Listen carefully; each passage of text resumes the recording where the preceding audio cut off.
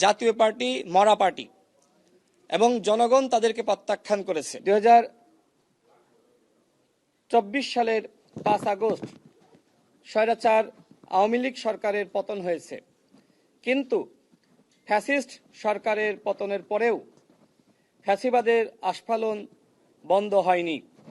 গত 1 মাস ধরে ফ্যাসিস্ট আওয়ামী লীগ ও তাদের দোসররা নির্বাচন বানচালের গভীর ষড়যন্ত্রে লিপ্ত হয়েছে।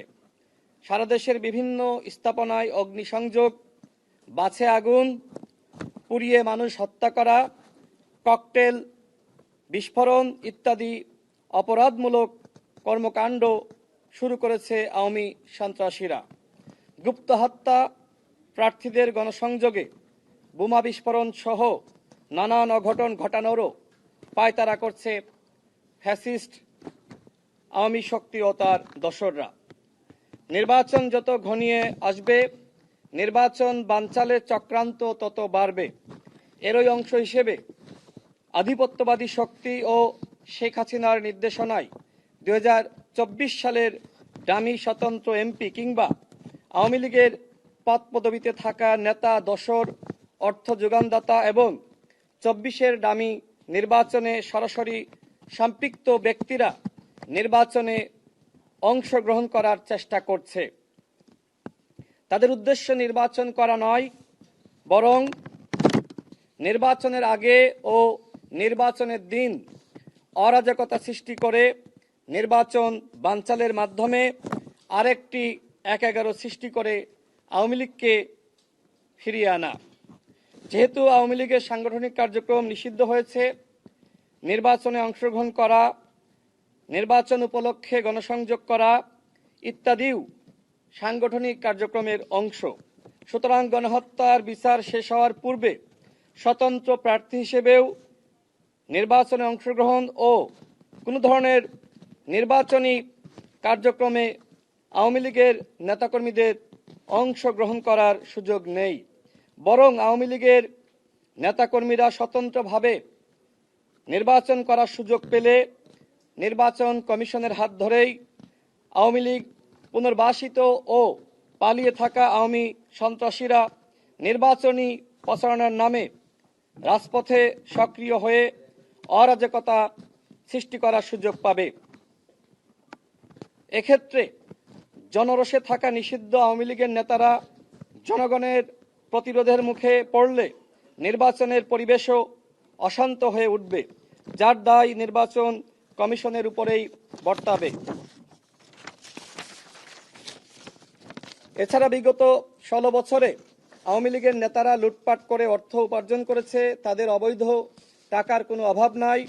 সুতরাং পদপদবিতে থাকা আওয়ামী লীগের নেতারা স্বতন্ত্রভাবেও নির্বাচনে অংশগ্রহণ করার সুযোগ পেলে অর্থের ছড়াছড়ি ও পেশিশক্তির মাধ্যমে নির্বাচন বানচালে ষড়যন্ত্রে লিপ্ত হতে পারে। এক্ষেত্রে নির্বাচনকে অবাধ, সুষ্ঠু করার লক্ষ্যে নিষিদ্ধ আওয়ামী লীগের কোনো নেতাকর্মী যাতে স্বতন্ত্র প্রার্থী হিসেবেও নির্বাচনে অংশগ্রহণ করার সুযোগ না পায়, সে বিষয়ে যথাযথ পদক্ষেপ গ্রহণের মাধ্যমে নির্বাচন কমিশনের অবস্থান স্পষ্ট করার অনুরোধ করছি।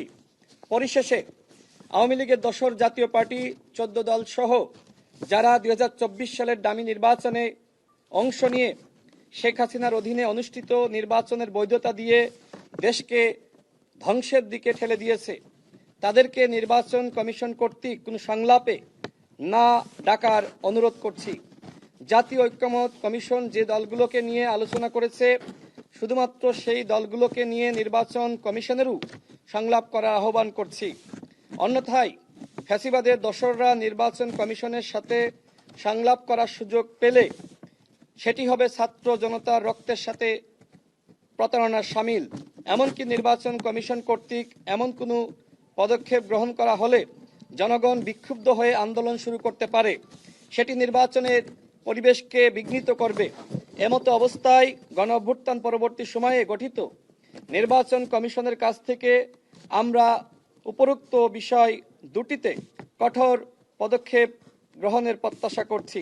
আমরা বর্তমান নির্বাচন কমিশনের উপর আস্থা রাখতে চাই যে কমিশন জাতিকে ফ্যাসিবাদ মুক্ত অবাধ ও সুষ্ঠু নির্বাচন উপহার দিয়ে নতুন অধ্যায়ের সূচনা করবে।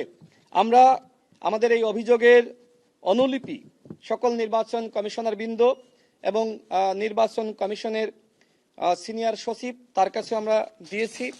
আমাদের যে স্পষ্ট অবস্থান সেটি হলো, যারা 24 সালে দামি এবং স্বতন্ত্র হিসেবে অংশ নিয়েছে, যারা আওয়ামী লীগের নেতা ছিল, যারা পদ পদবিতে ছিল, তাদেরকেও আগামী ফেব্রুয়ারি মাসের নির্বাচনে অংশ নিতে পারবে না।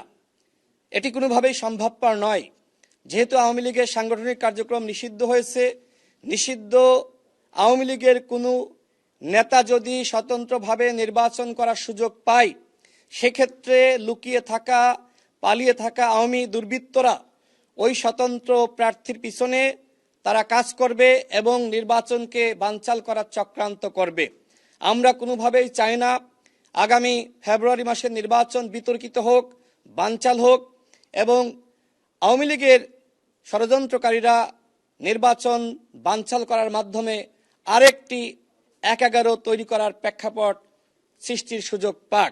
যে কারণে আমাদের স্পষ্ট কথা, যারা আওয়ামী লীগের নেতা ছিল, যারা আওয়ামী লীগের পদে ছিল, যারা 24 সালের নির্বাচনে ডামি মামি স্বতন্ত্রভাবে অংশ নিয়ে গণতন্ত্রকে হত্যা করেছে, তারা কোনোভাবেই আগামী নির্বাচনে অংশগ্রহণ করার সুযোগ পাবে না। একই সাথে নির্বাচন কমিশন আগামীকাল থেকে যে সংলাপের আয়োজন করেছে, সেই সংলাপে যাতে কোনোভাবেই ফ্যাসিবাদের দোসর, জাতীয় পার্টির 14 দল সহ যারা 24-এর ডামি নির্বাচনে অংশ নিয়েছে, তাদেরকে নির্বাচন কমিশন কর্তৃক সংলাপে না আহ্বান করে আমরা এই দুটি বিষয়ে প্রধান নির্বাচন কমিশনারকে জানিয়েছি। তিনি আমাদেরকে বলেছেন যে এই বিষয়ে নির্বাচন কমিশনের বৈঠকে তারা আলোচনা করবেন। আমরা প্রধান নির্বাচন কমিশনারকে জানিয়েছি যে যেখানে সরকার গঠিত জাতীয় ঐক্যমত কমিশন এই ফ্যাসিবাদের দোসরদেরকে ডাকেনি, আপনারা কেন কিভাবে তাদেরকে ডাকবেন? যদি আপনারা তাদেরকে ডাকেন নিবন্ধনের দোহাই দিয়ে, সেক্ষেত্রে কিন্তু এদেশের জনগণ আন্দোলন শুরু করতে পারে। কারণ এই নির্বাচন কমিশন কোনো কথিত নির্বাচন কমিশন নয়। এই নির্বাচন কমিশন গণ অভ্যুত্থান পরবর্তী সময়ে জনগণের আকাঙ্ক্ষা বাস্তবায়নের জন্য একটি অবাধ সুষ্ঠু নির্বাচন জাতিকে উপহার দেওয়ার জন্যই গঠিত হয়েছে। সুতরাং এই নির্বাচন কমিশন শুধুমাত্র আমাদের আইনের দোহাই দেখিয়ে এই ফ্যাসিবাদের দোসরদেরকে ডাকতে পারে না। আরপিওর কথা বলা হয়েছে, দেখেন অনেক আইন আছে, অনেক কিছু আছে, তারপরেও গণ অভ্যুত্থান পরবর্তী সময়ে অনেক বিষয়ে সাহসী পদক্ষেপ এই নির্বাচন কমিশনকে গ্রহণ করতে হবে। আমরা আস্থা এবং বিশ্বাসের জায়গাটা রাখছি যে এই নির্বাচন কমিশন কোনোভাবেই যারা 24 সালের ডামি নির্বাচনে অংশ নিয়েছে, যারা আওয়ামী লীগের নেতা ছিল, তাদেরকে স্বতন্ত্রভাবে নির্বাচনে অংশগ্রহণ করার সুযোগ দিবে না। সে বিষয়ে তারা যথাযথ পদক্ষেপ গ্রহণ করবে। একই সাথে আগামীকাল থেকে যে সংলাপ অনুষ্ঠিত হবে, সেই সংলাপে জাতীয় পার্টির 14 দল সহ কোনো ফ্যাসিবাদের দোসরকে ডাকবে না। যদি নির্বাচন কমিশন এই বিষয়ে তারা যথাযথ পদক্ষেপ গ্রহণ না করে, সেক্ষেত্রে আমরা রাজপথে আন্দোলন গড়ে তুলব। জাতীয় পার্টি মরা পার্টি এবং জনগণ তাদেরকে প্রত্যাখ্যান করেছে। আমি বিশ্বাস করি না যে বিএনপি বা জামাত ইসলাম এই জাতীয় পার্টি ফ্যাসিবাদের দোসর তাদেরকে জোটে নিয়ে নির্বাচন করবে।